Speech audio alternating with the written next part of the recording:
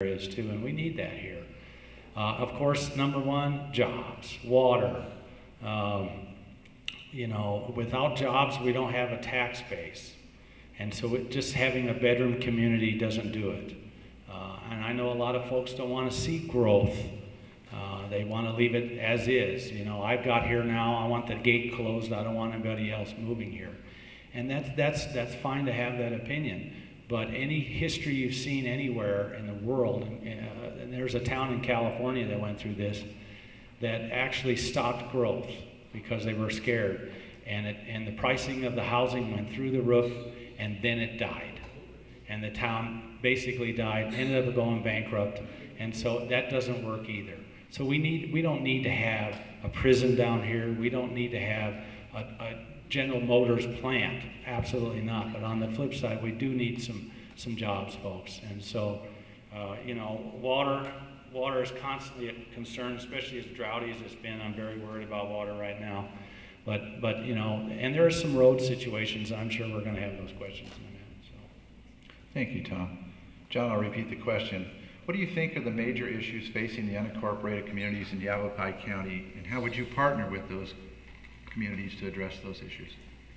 Once again, it is jobs, keeping people employed. It's very difficult just to have a service industry, which we have here and in the adjoining areas. Not everybody can work in a gas station or work in a restaurant and make 10 or 12 bucks an hour and have a high quality of life. I do favor bringing a clean industry, a clean workforce, and that's totally environmentally safe to an area. I'm a firm believer that if it's in the county has a little more jurisdiction on small businesses, and whatever we're on a similar sales tax issue, that small businesses could develop in a community even quicker and better than in a incorporated area.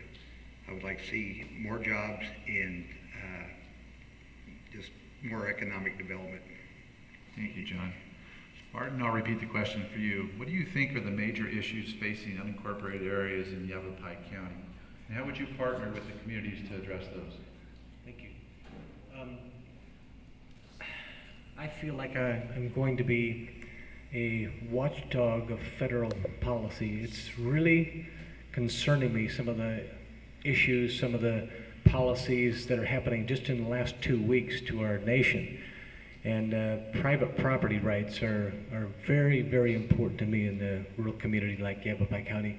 They're very important to you. One of the things that I think is very much a concern right here in this community is I spoke with a realtor today here, and he said, we have so many foreclosures, people leaving every week. And that really concerns me because that's a loss of a child and in the school, loss of dollars to fund those schools, a loss of the community revenues. That really concerns me. I'm a big advocate for development, growth, jobs, but I want to be more specific about it. I want industry here in the county. I know we're saying that you're not going to put it on my lot. But you know, the county can absorb a lot of things. We have a tremendous amount of foreclosures county-wide right now. That's a big concern of mine. There's people all over this country that would like to move here to Arizona. They're saying the latest forecast is in the next 40 years, Arizona's population will double. People want to come here the more they hear about Arizona. I'm going after industry. I'm going after those corporations from around the United States, maybe even other countries. I'm going after them because Phoenix and Tucson always gets those high-tech, high-paying jobs. I believe it's time because Yavapai County has come of age. I believe it's very much time to bring some jobs to this area that we could say that was something we did as a community together. Not just something that Martin did. Every success I've had in life has been through empowering others. What I intend to do is form task force groups within each community, because I will not vote on this decision until I have your involvement. Thank you, Martin.